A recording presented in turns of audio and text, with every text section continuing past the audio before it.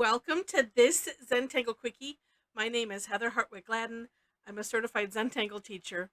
And today we're going to take a look at the tangle CanT from CZT Chris Titus. I hesitate because I debate between calling it can't because that's what it looks like.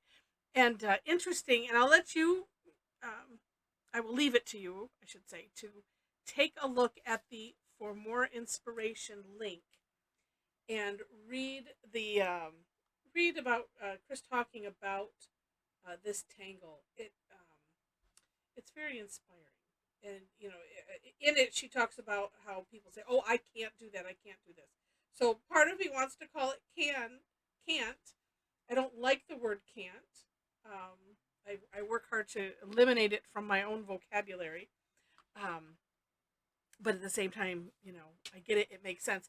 And she was inspired at, um, well, here I should just read it, but there is a, there was a retreat called Tangle. So anyway, I'm just going to call it CanT.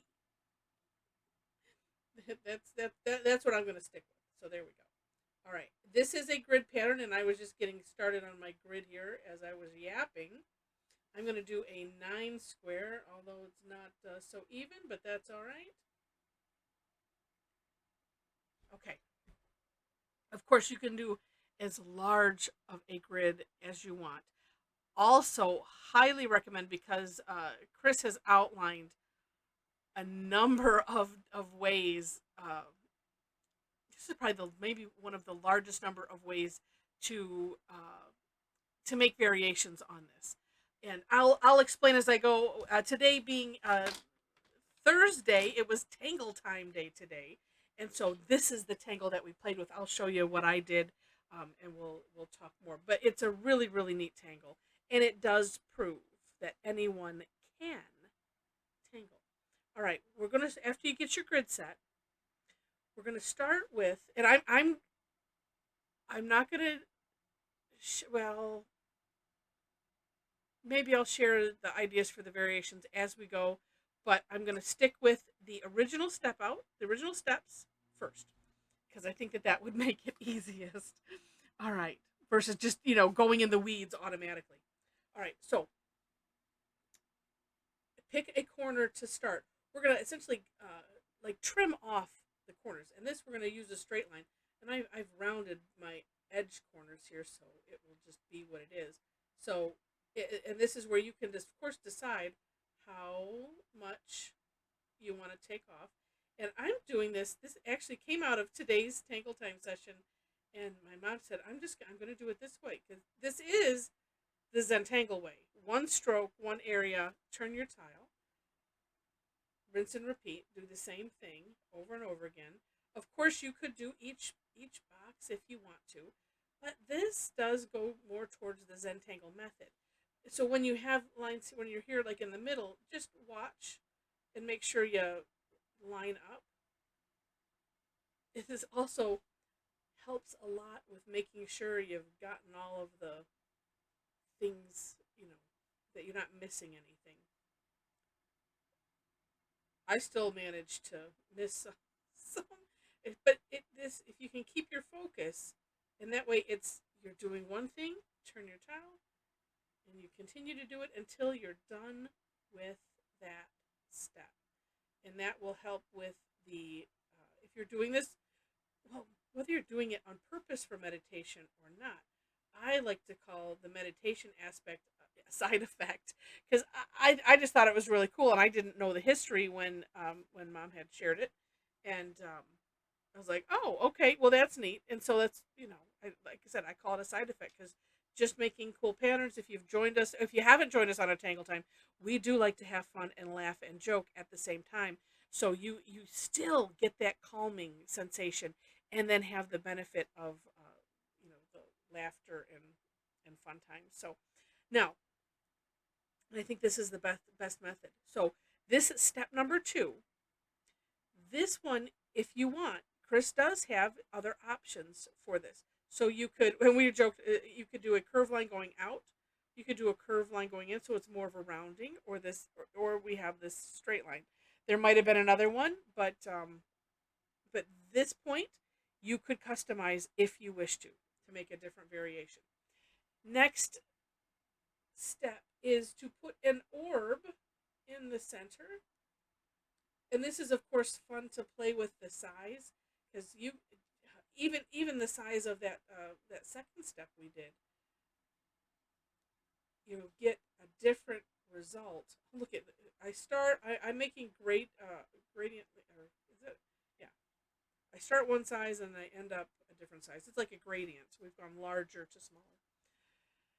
Okay, now Chris doesn't have this on hers, I don't think, but if you felt that you wanted to customize this and make a different shape, I would think that you could do that here too. All right, the next step is we're gonna make some straight lines, or at least close to it.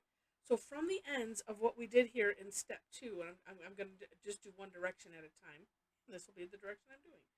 So from these corners, and I'm aiming for what would be like if I was to draw a line. I'm just eyeballing it from this corner to the orb. That's where I'm aiming to bring that straight line. And this is one of those, like everything, don't worry about it. But it does pay to kind of go slow and eyeball it and go slow.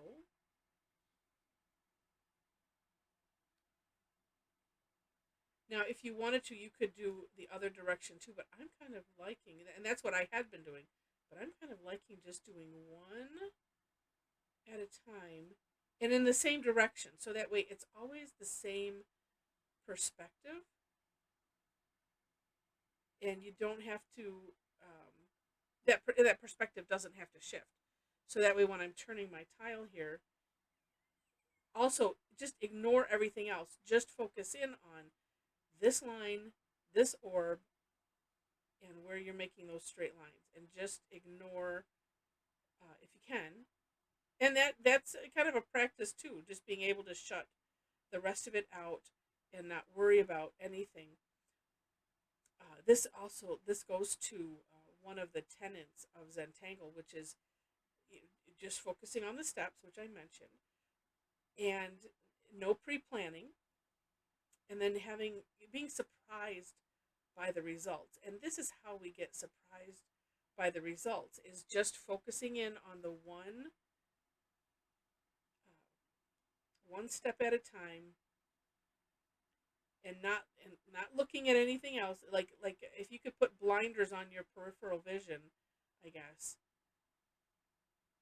in your mind, and just focus in. Okay, here's the line, there's the orb, that's all I'm doing. And also with a tangle like this, as it gets busier, it is even more helpful to just maintain that focus. And that's, again, where the mindfulness and meditation part comes in. And because as we focus, then we also shut other things out. Or two, if you're doing pain management with through Zentangle, this is what helps. And you can just totally zone out and not think. And then by the time you're done with the last stroke, as I am right now, then you have this amazing, amazing work. And it's just neat because it's simple strokes. You just got to know where to put them, right?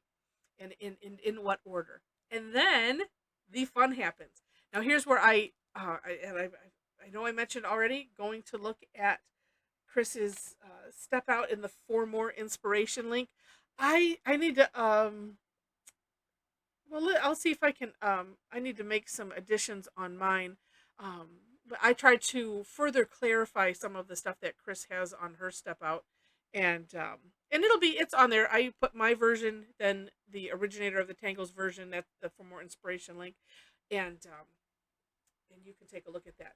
The thing that I still haven't quite got is, and I seem like we were talking, this could be well, I don't know. I'm not sure if it's the effect of the original orb, but I end up with more of a square than a circle. And when I'm looking at Chris's at her step out, she's not necessarily curving these lines. Although, oh, I forgot to mention this last step. You can customize this too. You can have these kind of curve out if you want. Yeah, curve out. Did she do curve in? I think so. Like so, it could curve in. You could have two lines going the same, curve lines going the same direction, meeting at this point, and that's I did that on one of mine. All right, so let me just share the one of the ways to shade because I really liked it, and this is so if you have to get your eyes accustomed to find those meta patterns, and so if you focus in kind of on this center orb and doing a 9 square, this will show up in the center. And then, like I said, and I'm going to put graphite on the outside of this.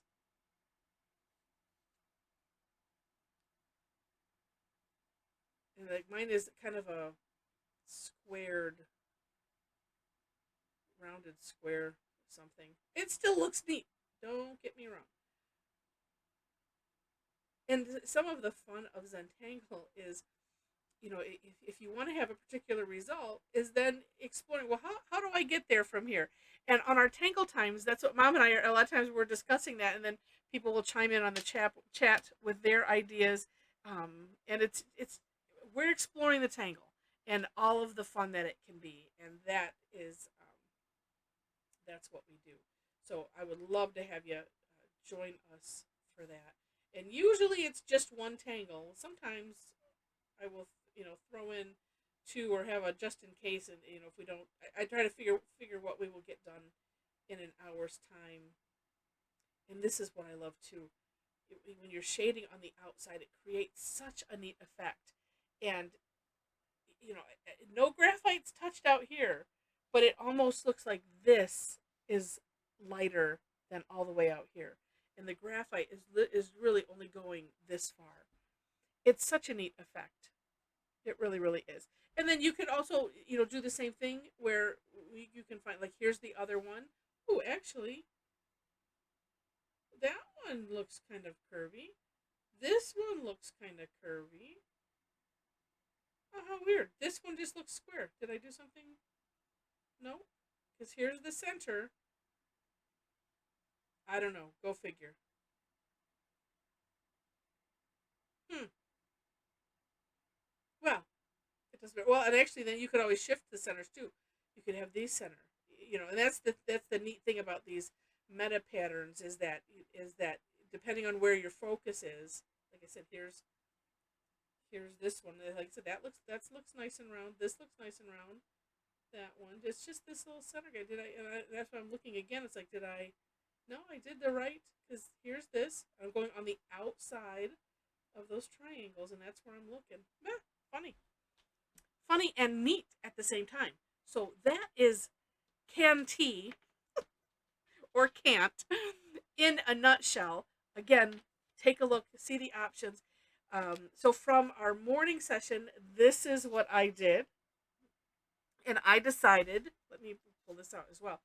In step 2, I decided instead of the straight line, I was going to do a curved line. And so which then creates orbs, around those intersections. So I decided to do that, and that was the only thing that that was the only customization that I did, the only variation. And then here, and because I did this on a 16 grid, we didn't necessarily have anything in the center, so I did these 4 interlocking, meta patterns, and I thought that looked neat and had fun with colored pencil and jelly roll. And then, so this is what's amazing. Same tangle. Same tangle. This one, I decided in that second step to do, well, actually the opposite. So this would be like a rounding. So I had the curve line pointing in towards the corner versus this one, it was out. Okay. On all of those, that was the step 2. And then on, what would it be, step 4, I mentioned you could do, so you have to picture, so here coming from, this is the corner, and then coming from here, I did the 2 curved lines going in the same direction, coming down to that orb. And same tangle. And that just depends on how you decorate it. And what was interesting is it was harder to see, and I really didn't see meta patterns as I see with this and with this, but it was mostly because of these two curve lines. It left it more in the grid. It was you couldn't really see any. So it's just really, really interesting. And who knew? Same tangle. Lots of fun. All right. So I hope you enjoyed this. If you did, would love to have a like. Feel free to share it. And if you haven't yet subscribed to the channel, I would love it if you subscribed. It helps me out a lot. Actually, any of those, and including putting comments in, it works with the algorithm of YouTube that then tells the computers, oh, this person liked it, so this other person liked it. It helps get the word out. So I sincerely appreciate any and all of those actions. Also, I mentioned the description section already with the step out links. Below those, you will find link to my website. So if you'd like to join us on a Tangle Time, would love to have you. Once you go to my website, look for classes/sessions, and I keep the list there. There's also ways to follow me. So when I post other classes, so I have Thursdays are free classes, and I do have one Tuesday. It's on the 3rd Tuesday of the month. I call it Tough Tangle Tuesday, where it's explained on the website. Those are free. And then I have a couple that I do paid. I also have started some exclusive for club members only, because I do have a club. It's basically a subscription service, so it's $25 a month, and you have all access. And so anything that I do paid, you get automatically registered for everything, unless you tell me otherwise. And yeah, like I said, it's an all access. It ends up being a good deal if you know that you're going to, attend, if more than one class a month, or even one class a month, because it's the same cost. You just get everything else included. So and I'm doing at least 2 classes a month. This time we're doing this month, because we have 3 Tuesdays, I decided to throw in a bonus one. And but again, a lot of fun. Just want you to check it out, know that it's there.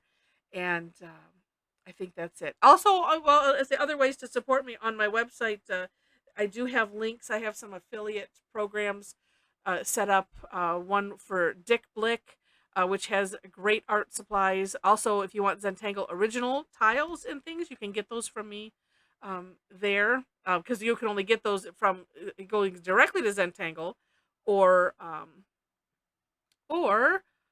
through a CZT. Zentangle does also sell on Amazon, so there is that as well. It's not necessarily as extensive. I don't know that they have everything there. So anyway, so those are other ways if you're going to shop anyway. I greatly appreciate click on the link, and then I get a little something for kind of for being an affiliate. So I appreciate that greatly. Helps me keep the lights on, and then eventually to do even more fun stuff. So with that, thanks for watching. If you hung out this long, thank you, extra thank you, and I wish you lots of happy tangling.